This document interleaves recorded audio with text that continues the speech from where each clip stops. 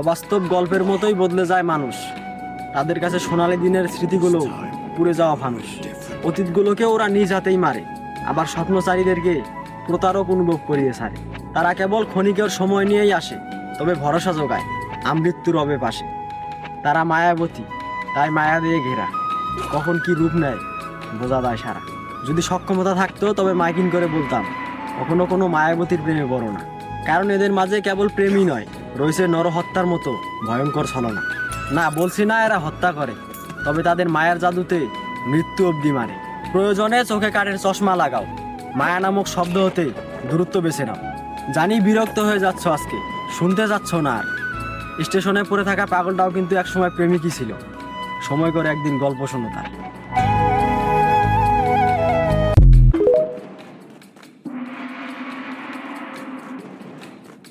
অবাস্তব গল্পের মতোই বদলে যায় মানুষ।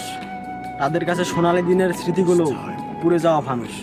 অতীতগুলোকে ওরা নিজ হাতেই মারে, আবার স্বপ্নচারীদেরকে প্রতারক অনুভব করিয়ে ছাড়ে। তারা কেবল ক্ষণিকের সময় নিয়েই আসে, তবে ভরসা যোগায় আমৃত্যু রবে পাশে। তারা মায়াবতী, তাই মায়া দিয়ে ঘেরা, কখন কি রূপ নেয় বোঝা যায় সারা।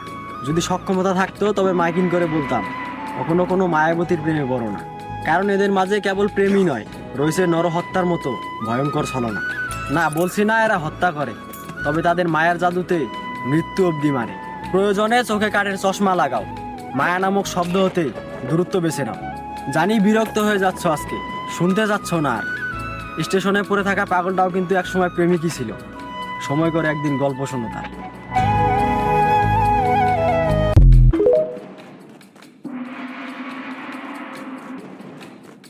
অবাস্তব গল্পের মতোই বদলে যায় মানুষ। তাদের কাছে সোনালী দিনের স্মৃতিগুলো পুড়ে যাওয়া ফানুস। অতীতগুলোকে ওরা নিজ হাতেই মারে, আবার স্বপ্নচারীদেরকে প্রতারক অনুভব করিয়ে ছাড়ে।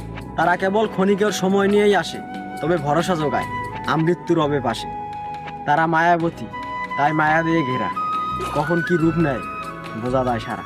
যদি সক্ষমতা থাকতো তবে মাইকিং করে বলতাম, কখনো কোনো মায়াবতীর প্রেমে পড়ো না। কারণ এদের মাঝে কেবল প্রেমই নয়, রয়েছে নরহত্যার মতো ভয়ঙ্কর ছলনা। না, বলছি না এরা হত্যা করে, তবে তাদের মায়ার জাদুতে মৃত্যু অবধি মারে। প্রয়োজনে চোখে কাঠের চশমা লাগাও, মায়া নামক শব্দ হতে দূরত্ব বেছে নাও। জানি বিরক্ত হয়ে যাচ্ছ আজকে, শুনতে যাচ্ছ না আর। স্টেশনে পড়ে থাকা পাগলটাও কিন্তু একসময় প্রেমিকই ছিল। সময় করে একদিন গল্প শোনো তার।